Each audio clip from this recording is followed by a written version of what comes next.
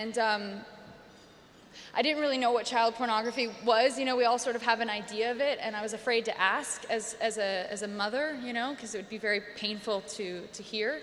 And I felt like I had to ask, though, and I feel like I have to share it with you guys now. And it is disturbing, and I want to warn you, but I feel it's my responsibility to tell you guys because it is the truth, and I believe if we all knew this, we would dedicate much more of ourselves to stopping it. So when I asked what child pornography entailed, yes, it's nude images of boys and girls under the age of 18. But now, because of high-speed internet, it's also videos very prominently. And videos of kids, and by kids I mean prepubescent, visibly prepubescent. And they make the distinction because of the internet and there's so much content, these pedophiles are desensitized. Because of that, the kids are getting younger and the content is getting that much more devastating. So when this law enforcement officer told me this, I asked him how young are the young kids he's seeing, and he told me infants. And I have a 6-month-old baby. So I said, what does that mean? You know, like what does an infant mean? And he said, well, the umbilical cord's still attached. I know it's so devastating to hear this, and I'm really sorry to share this, but I'm grateful that you guys are listening because this is actually happening, and it's important that we know this and that it resonates with us so that we think about this in our days and in our personal life. So I asked them what happens in these videos, and you know, unspeakable things happen, but I'm again going to speak about them because I feel like if these kids are experiencing this, the least that they deserve is for us to hear what is actually happening to them. So no, it's not just touching, there is penetration, there is extreme torture and bondage, there is bestiality, which is having an animal penetrate the child or infant. There is incest. I mean, they said you think of it, anything you could think of, it's out there and it's being traded, and there's 30 to 50 million files a day being traded that we know of. I mean, you can see what's happening right now. And this is happening to any child and every child. You know, 90% of children know their abusers. So, you know, our children are at risk. You may know this person. It may be a doctor. It may be a coach. You know, I thought that people that were working with children were people that wanted to protect them. But oftentimes these people who have this propensity for wanting to lure children, and they find out a profession that gives them access to children and lots of them. And ideal victims are young children because they can't speak up and they don't make great witnesses. If they do, only 10% of children actually do speak up once they've been abused. So what's incredible about the Child Rescue Coalition is that they are proactive. They don't wait for these children to speak up. They can identify these pedophiles. They can see the IP address that's trading this child pornography. They don't know, there's no privacy issues, there's no big brothering.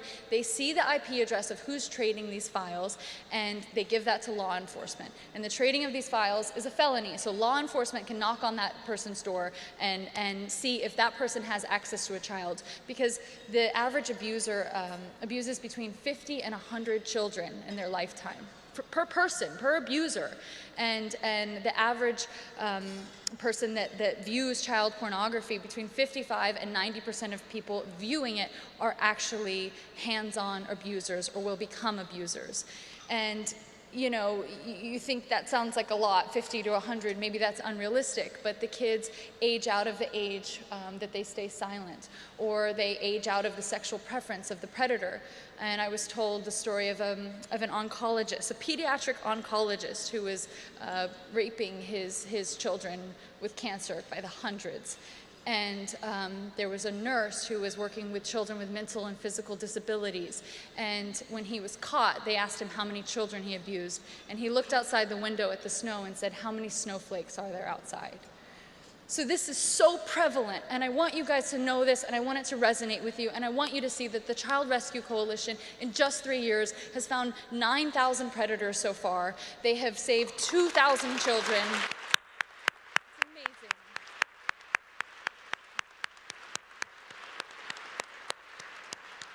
And yes, they need donations. That's great, because then they can continue to make this tool free for law enforcement, but they also really need introductions, which is why I've been talking for way too long, and I'm very aware of that, and I'm sorry. But you guys are all very important and well-connected people, so this is my time to tell you, they need introductions. They need introductions to big companies. So for example, let's say, because they have the IP address of all of these predators, they could give the IP address over to care.com or Uber. And if that person is filing for an application to work at this company, to become a nanny or a driver, they're immediately rejected because they've traded child pornography. Or if Comcast wants to receive their list of IP addresses, or any big internet service provider, they can block that content from being shared because they know what those files are. There are no privacy issues. They just block that illegal content. So why the hell are we not doing this? It makes no sense. We have to make these introductions. We have to help these kids. It doesn't infringe on anything legally. So I just encourage you, table 17, we have flyers with the list of companies that need introductions. So thank you to Carly Youst, who's here, the founder and CEO of the Child Rescue Coalition. She is the real hero, along with everybody at the coalition, Bill Wiltsey.